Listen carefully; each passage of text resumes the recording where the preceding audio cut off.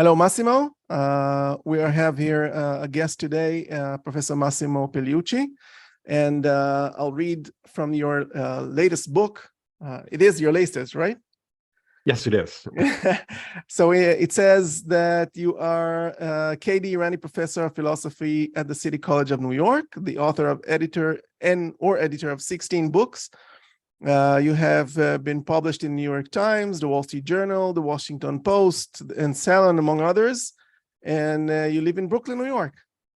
That's right. And thanks for having me. Thank you for joining us. I have to say, I love the book. I really enjoyed it very much. It's theoretical and practical, and I don't think I read anything except in Cicero about politics and ethics. Which is mentioned in your book quite a lot, and that intrigued me. You're referring to the differences between Cato the Younger and Cicero, and regarding ethics, and the book is actually about ethics. First, I would like to hear from you what made you write a book about politics.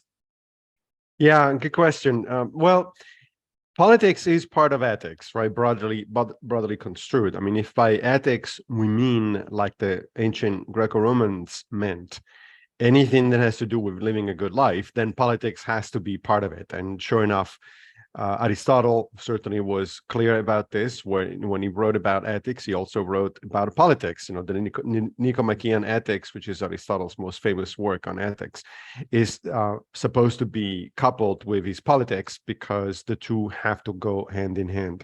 The notion is that we are social animals, and therefore we're political animals in the broad sense of the term, not in the sense of partisanship or, you know, I vote for this or you vote for that, but in the sense that we are members of a polis, as a society. And therefore, there has to be obviously a tight relationship between how society is run and how your individual lives are going to go, and vice versa, right? Your individual lives influence the way society goes. So politics and ethics are strictly interconnected, and yet, as you kind of hinted at a minute ago, most of the ancient writers, certainly most of the Stoics, don't actually talk about politics. You know, if you think about politics and the Greco-Romans, the names that come to mind mostly are Plato, of course, and Aristotle, but definitely not Socrates. Socrates very rarely addresses in issues of politics. None of the Stoics, at least none of what has survived from the Stoics. You know, Marcus Aurelius doesn't really talk about politics. Epictetus, Seneca, occasionally, if you really push and if you really read through the lines, I mean, you know, he did write, for instance, on clemency, which is dedicated to Nero at the beginning of his reign, and you can argue that is about politics in a very narrow sense, because he's giving advice to the emperor on how to run things. But it's really not politics in the broad sense of the term, like, you know, what kind of society, what kind of laws, and that sort of stuff. The exception, other than Plato and Aristotle, is Cicero, which is why he gets mentioned a lot in the Quest for Characters. So Cicero was, broadly speaking, a Stoic. He didn't consider himself a Stoic, but basically most of his advice when it comes to ethics and living your life is essentially Stoic. But he was a member of the what was called the New Academy, or the Skeptical Academy. That is, he was a member of Plato's Academy. This is, of course, way after Plato's death, during a period in which it was undergoing a skeptical phase. And by skeptical phase, Cicero in particular means that we really shouldn't be overly confident about what we think and about our opinions. That is, we should always be open to the possibility that we are in fact wrong, that there's going to be new information, new facts, new arguments that ought to change our minds. And so Cicero, therefore, became, in a sense, what we today call an eclectic. He picked several bits and pieces of different philosophies, mostly Platonism, Aristotelianism, and Stoicism, and put them together in original fashion because he thought, nobody's got the truth with a capital T, so we might as well pick the best of different systems. But the bottom line is, Cicero does spend a significant amount of time writing about politics. In particular, he responds to Plato.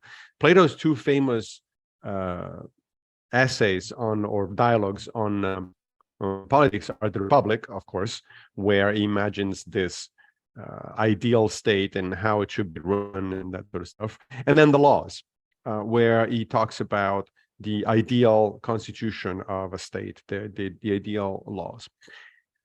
Cicero does exactly the same thing. He actually writes two books with the same titles in Latin, De Republica, which means the Republic, and De Legibus, which means the laws. And they are meant as direct responses to Plato. But the big difference between the two is that Plato goes, Plato's approach is to imagine this ideal situation and then say, okay, here's what ideally we would like. Rather, he's not very concerned with whether those ideals can actually be applied in practice. He doesn't actually give a political program for application in practice. Cicero, in a sense, does the opposite. He says, okay, forget the ideal, because we're human beings. Ideals don't work very well.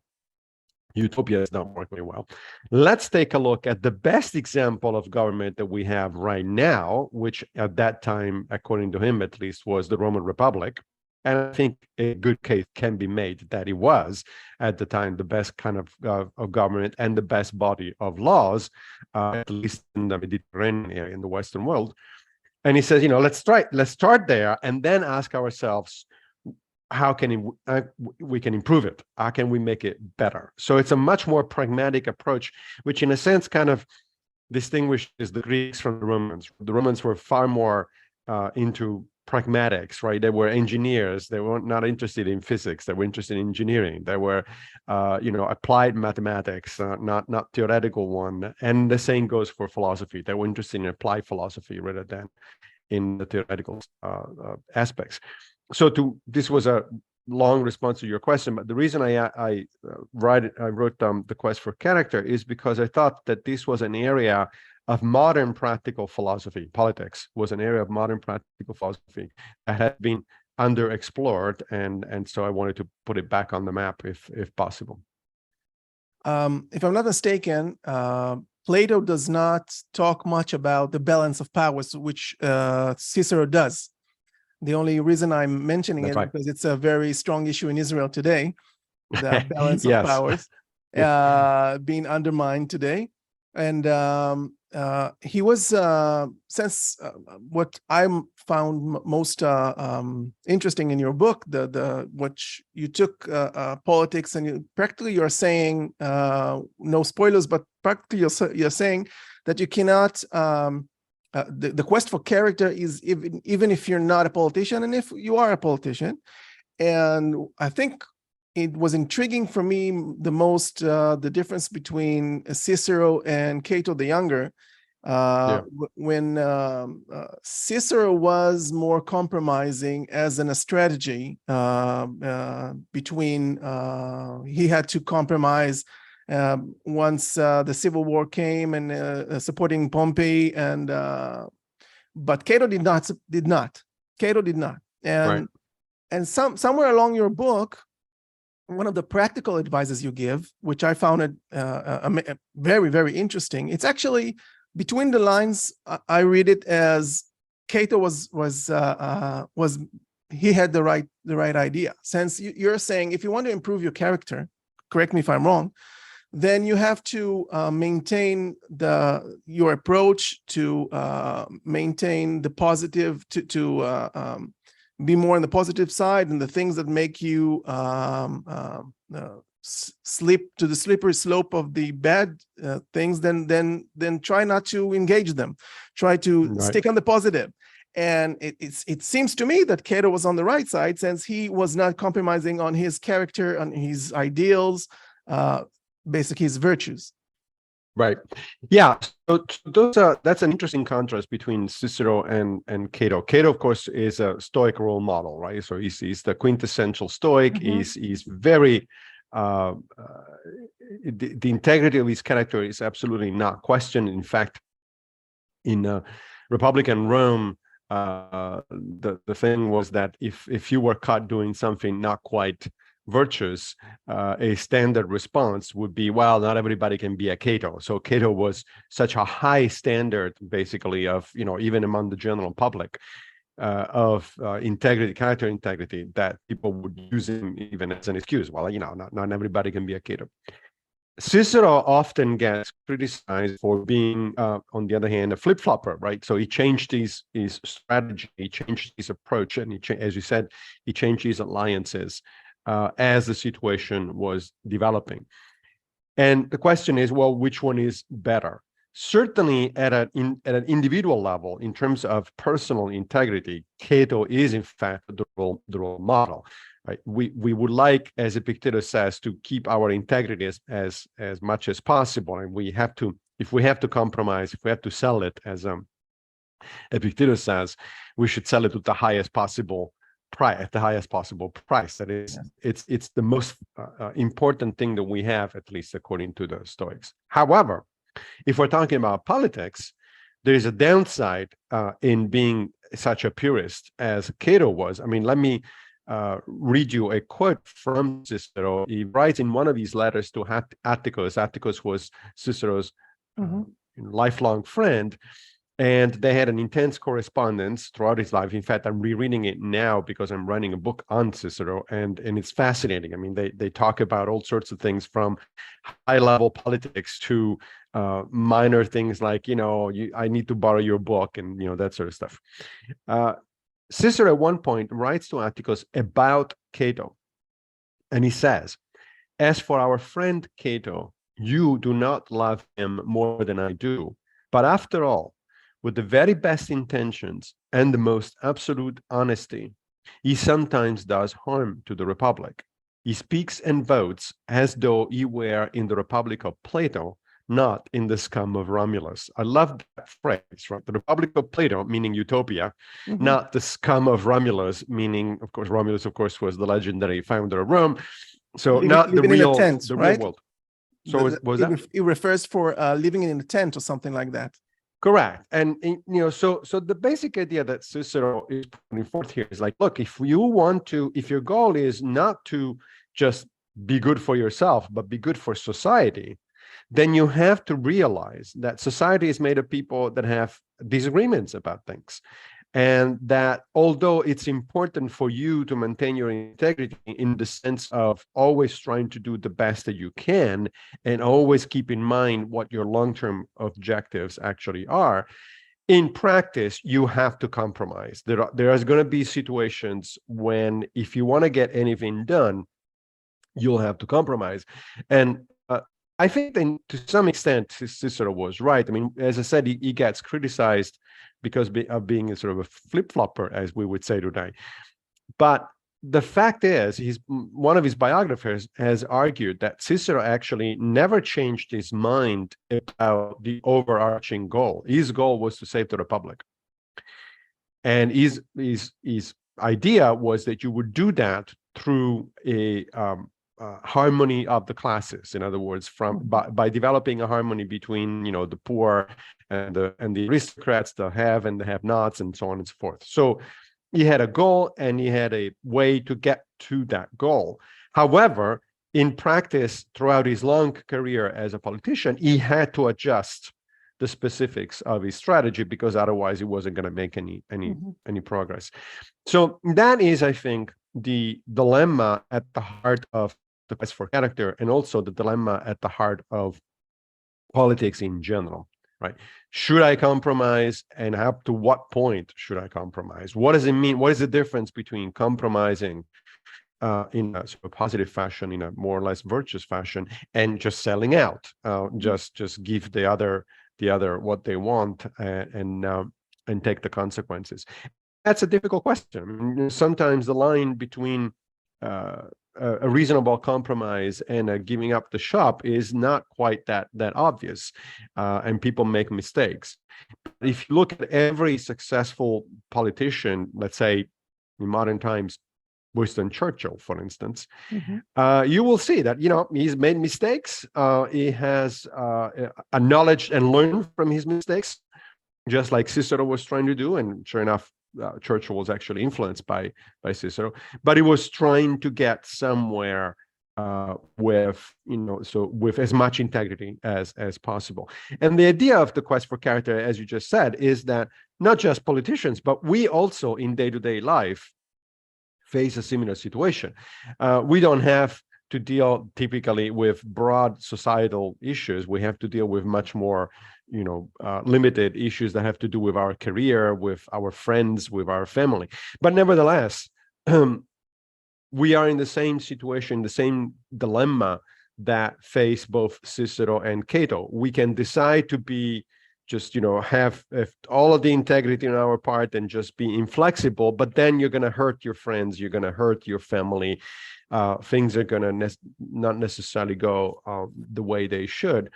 Or you can compromise, but then you have to be careful, because if you compromise too much, then you really are undermining your character.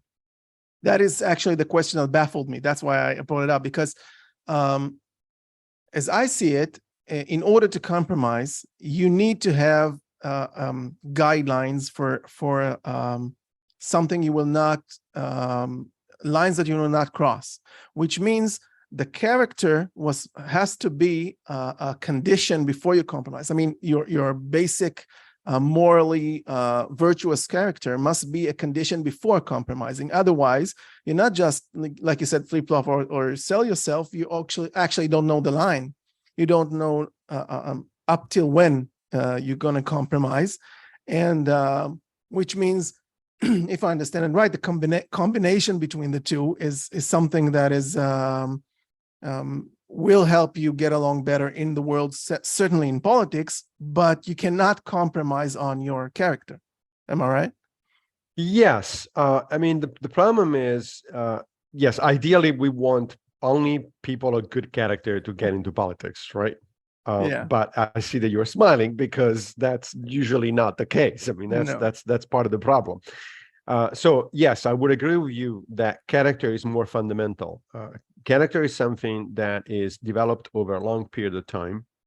Part of it is probably set genetically or by early experiences during early development. So there is only so much we can do anyway to change our character, to improve our character. But a good chunk, at least modern developmental psychologists seem to think that there's a reasonable amount of things that you can do to improve yourself, to become a better person.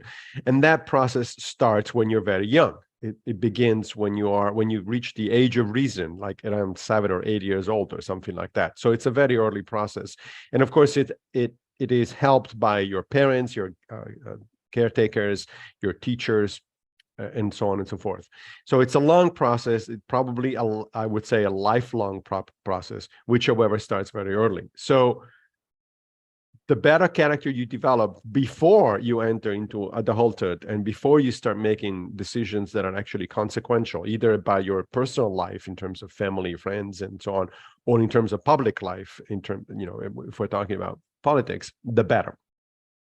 However, here, again, it's interesting to look at Cicero as a skeptic.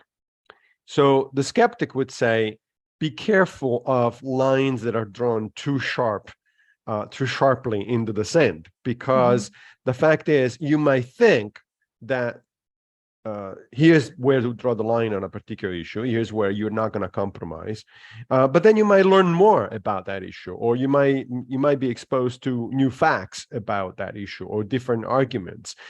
And that may, in fact, induce you to change your position about where to draw the line. You might want to draw it even closer, even more sharply, or you might want to be a little bit more of a compromiser. So the advantage of being a skeptic, that is, of adopting the skeptic attitude, which essentially means I don't know everything and I should be open to the possibility that other people can teach me stuff, is that you're going to stay away from anything that is too rigid, just like, unlike Cato, right? So Cato he thought that he knew exactly where the dividing line was, and he never changed that throughout his life. So part of the idea here is that we need to be careful, essentially, in being a little too self-confident, too sure of our own understanding of things and decisions. That said, of course, the opposite danger, the trade-off there is that if you let yourself change your position too often or too easily, then you're really not, you risk actually compromising on things where you should not compromise, right? You risk rationalizing rather than thinking rationally about things. You risk going for whatever it is more convenient or easier, etc., and then convince yourself that that was actually the right thing to do. There is no universal answer there. There is no obvious sort of piece of advice that somebody can give and say, okay, here's what you want to do. Here's how you're going to draw the line. What the Stoics and I think even Cicero would say is that notion that you may be prone to rationalizing and therefore you need to be careful about making decisions implies that you should be surrounding yourself with good advisors, with friends and colleagues who actually have the ability to confront you if the need be, to to tell you, look, this is actually not right. This is not the right way to go, right? That is one of the reasons I think the best thing that a politician can do is, in fact, to come up with a mix of, surrounding himself with or herself with a mix of collaborators and advisors, at least some of whom are not yes men. They're not necessarily automatically agreeing with him. It's good to listen to contrary advice. You don't have to take it, right? You can just listen to it and then decide that no, you're right, and you proceed the way you want to do it anyway. But you need to listen to well-intentioned and well thought out advice. We cannot do, this is another aspect of the general notion that we don't live in isolation. We live in a society. And therefore, even my own personal character improves as a result of interactions with other people. My own decision-making, even about very personal, very localized things, let alone political or societal issues, improves because I am listening to what other people are saying. Yeah, I guess that's why Marcus Aurelius said that if someone will show him that we're wrong, he will accept it, since no one was ever harmed by the truth. Right. That's right. Now, of course, that's much easier to do to say than to actually do in practice. But I think that's the right idea. That's right. Yeah. Well, he said that philosophy was his birth mother, and the emperor's to be an emperor was his adoptive mother. So that's actually answers our question earlier, that for him philosophy came first, which we can only hope politicians today might adopt as an attitude. Right. Like you say, it needs to be from early age. Well, he did get philosophy from early age, from a young age. Right. The problem is that, as you know, that for the majority of politicians, that doesn't work that way, right? So Marcus Aurelius is an exception. Cicero is an exception. Even Churchill was an exception. He was actually very much into ancient Greek and Roman philosophy and trying to learn, to do the right thing. Unfortunately, the majority of politicians is not, or doesn't seem to be, at least seen from the outside, into that kind of thing. Especially the modern politician. I rarely hear them talking about character or virtue or anything like that, even at a perfunctory level, let alone at a substantive level. And the question we have to ask ourselves is why? Who is responsible for that? And in the book, I make the argument that we are responsible for that, at least in more or less democratic countries, such as Israel, the United States, and so on and so forth. At the end of the day, the buck stops with us. We are the one that put these people in charge. I understand it's not as simple as, we don't live in direct democracies, which is probably a good thing anyway. Yeah. But nevertheless, we are the one in charge ultimately. These people are there because we elect them. These people are there, at least in theory, to serve us. And although the reality is complicated by the effect of money in politics, by corruption, by all sorts of other, complications and ideologies, et cetera, at the end of the day, if we do not have a good political class, that's because we are not making sufficient effort to put a political class in charge. And so we need to start asking, instead of of doing the easy thing, which is blaming the politician, that's fine as far as it goes, but we should really examine things at a broader and more introspective level and say, okay, what did I do here that was actually helpful? First of all, beginning with, who did I vote for, obviously, but not just that, because too many people seem to think these days that political involvement just means, oh, well, once every 2 or 4 years, I'm going to go and vote.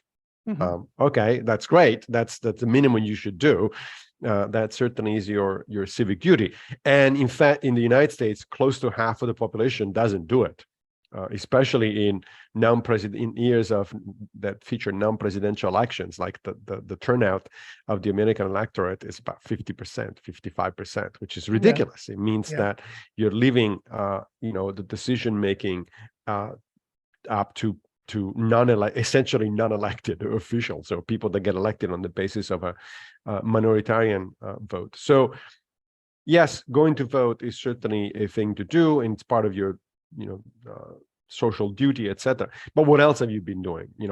Between electoral cycles, what are you doing? Are you involved locally, for instance, in politics, at a local level? After all, very few people, I shouldn't say nobody, but very few people become national politicians if they're not for a politician at a local level. They build up their way up to the national level. So the way to really make an impact is to focus on the local level, because at the local level, elections are won on the basis of a few votes.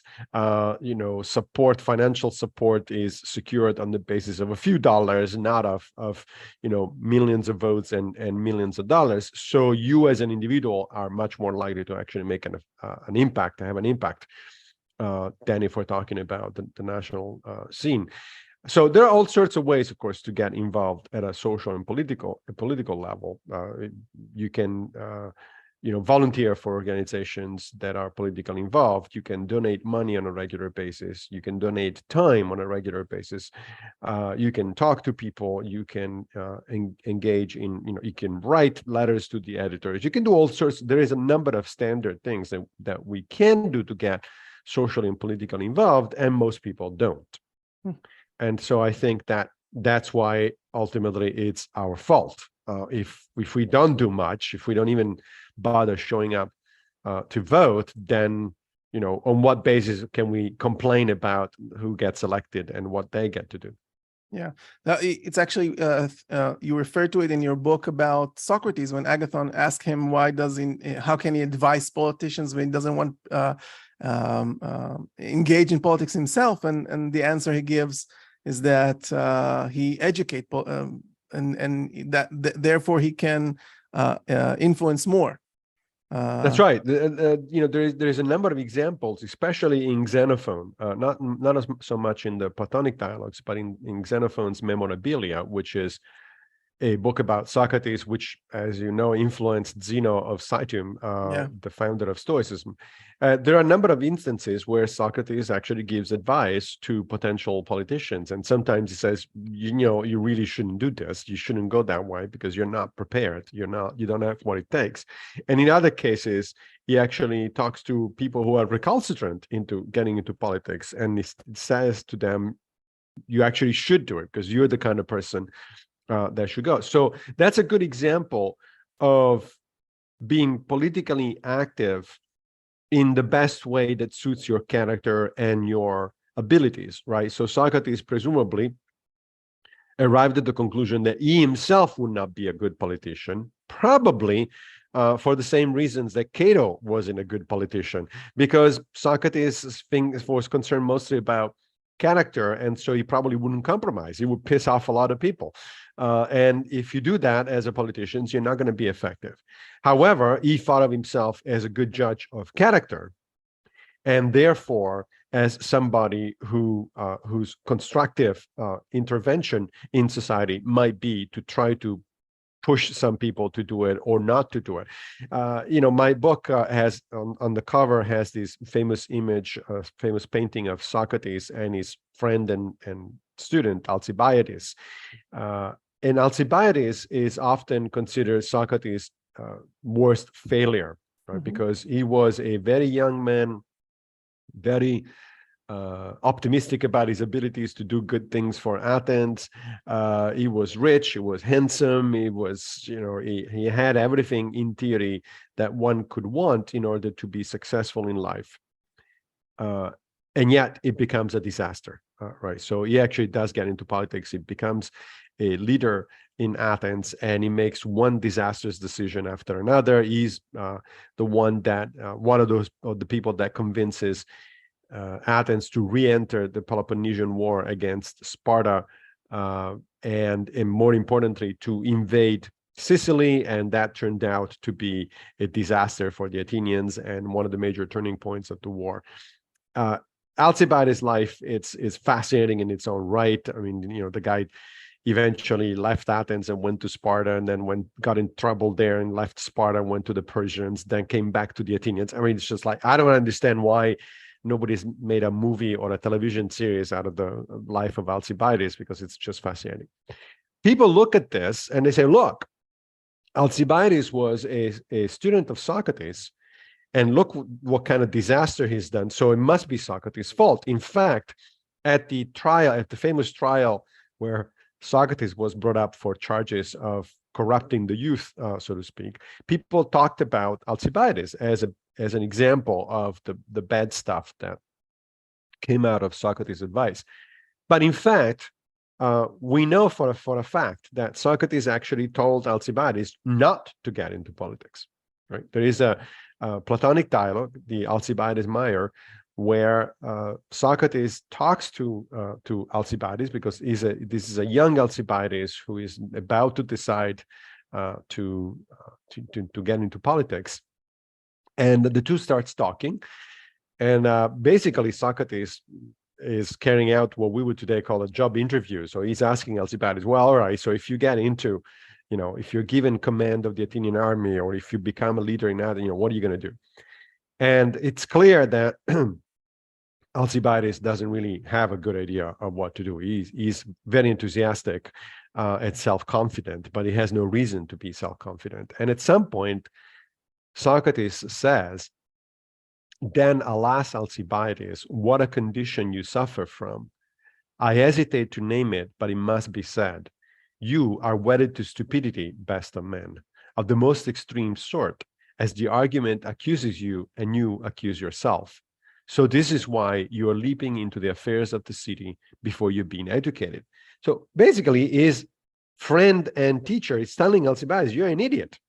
You not in the sense that you are, in the normal sense of you're stupid as in you lack intelligence, in the sense of you don't know what you're talking about. You're not prepared to become a leader, a statesman. And unless you prepare yourself, bad things are going to happen. And so far from being one of Socrates' failures, Alcibiades is actually one very good example where Socrates got it exactly right. Of course, you cannot force Alcibiades not to get into politics. The only thing that Socrates could do is to give advice to Alcibiades, and whether the advice is taken or not, that's not on Socrates. Yeah, which brings us to the practical part, which regarding quest for character. Actually, you talk in your book about the character gap, but right. The gap between what we perceive ourselves as, some people think they have a good character, which in reality they don't, or the gap between what they want to be and what they really are. Regarding, you actually give me a quite an amazing example about the bystander effect and the bakery effect. Right. It's really unbelievable in a sense. Someone can actually think you made it up. I know, it's right. It sounds very weird, but there is pretty good research backing this stuff up. So the bystander effect has been studied by psychologists for a while, and basically it consists in this. If you see somebody in distress, let's say at the mall or in the street, on the floor or the pavement, if you are surrounded by other people who are watching the scene and not doing anything, you're much more likely not to do anything yourself. And psychologists are not exactly positive about why that is, but the most likely explanation is that we are, again, social animals, so we take cue for our own behavior from the rest of society. If you look at yourself, around yourself, and you see, okay, there are all these people and nobody's moving, even though this person is clearly in distress, I probably shouldn't be moving because there must be some reason why these people are not moving, right? Maybe it's a trick. Maybe it's a candid camera kind of situation. I'm going to get embarrassed if I actually do something like that. However, the good news is, if people are told about the bystander effect, that is, if they watch a short video or they read a paragraph from a psychologist about the existence of the bystander effect, then the chances that they're going to actually act the next time around go up dramatically. And by dramatically, I mean 50, 60, 70% more likely. So this is a major, change in behavior. So what does that tell us? It tells us that by and large, most people do want to do the right thing. If you see somebody in distress, you want to help. However, it's also the case that we are strongly influenced by the behavior of people around us. And the difference between somebody with integrity, with a good character, a character that somebody has worked on consciously, is precisely the mindfulness level. It's like, oh, I feel uncomfortable about intervening because nobody else is. But frankly, I'd rather take the chance of being made fun of for intervening rather than taking the chance that this guy is actually, in distress and is going to die on my watch. That takes the extra effort. And that extra effort is a result of mindful practice. That is why the Stoics insist on practicing in order to become a better person, in order to improve your character. I mean, it's not by chance that one of the words that recur in Epictetus's writings is precisely the equivalent of mindfulness, of paying attention, right? He says several times, you need to pay attention to things. Nothing, even Seneca says, nothing ever improved by not paying attention to it. He uses the metaphor of the pilot of a ship, and he says, no pilot has ever done better with a ship by not paying attention, because you don't pay attention, all of a sudden something happens, disaster strikes, and you're not in a position to react. So one of the lessons we get from both the ancient Stoics and from modern psychology is that we need to practice mindfulness. Mindfulness in this specific case, today there is a lot of talk about mindfulness, and people use the word in very different ways. I am not talking about the Zen Buddhist version of mindfulness. I am talking about simply paying attention, right? Simply being aware of your surroundings and therefore be ready to do the right thing if something happens that requires you to intervene. This is a very old concept. I mean, even predates the Stoics. The pre-Socratic philosopher Heraclitus, who later on was an influence on the Stoics, he used to say that the problem with the citizens of Ephesus, he was from Ephesus in modern Western Turkey. He says, the problem with my fellow citizens is that they go through life sleepwalking.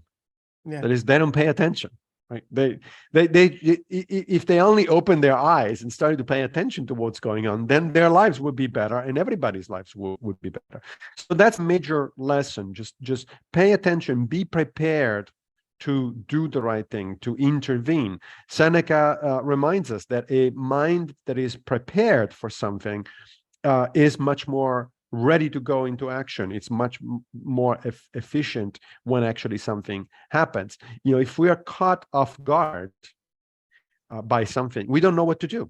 The first thing is paralysis. It's like, oh, what's happening here? I have no idea. But if you're ready, if you're prepared, as in the case of that we were talking about earlier, if you know about the bystander effect, then the next time that something happens to you, happens around you, you're actually paying attention. You say, okay, forget the bystander effect. I'm going to do something. It's actually, it's in another sense, proves that the Stoic were right if everybody will practice, if the most people, more and more people will practice and do intervening for the common good, then the bystander effect will actually be on the other way around. Once you see people acting virtuously, you'll act more virtuously. So the whole concept that we are social animals it's also work on the bystander effect.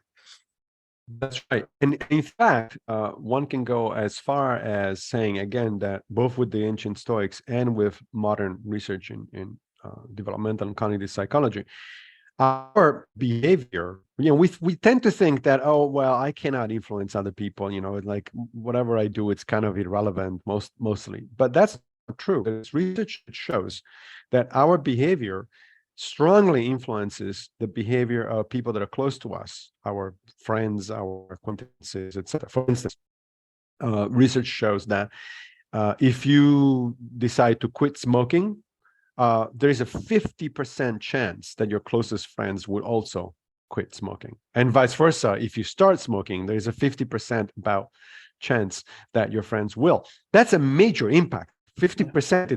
It's a major one, and notice that it is about your actions, not about what you say. So if you can tell your friends not to smoke all you want, they may or may not listen. It's not, it's just words. If you actually do it instead of saying it, then there is a far higher chance that you're going to influence other people. That is what Marcus Aurelius at one point meant when he said, stop talking about how being a good person, just be one, right? Yeah. So actions are far more important than talk. This is recognized also by different ethical traditions. There is a modern ethical tradition called ethical culture, which was started in the 1800s by a guy named Felix Adler. And the basic motto of ethical culture is deed before creed.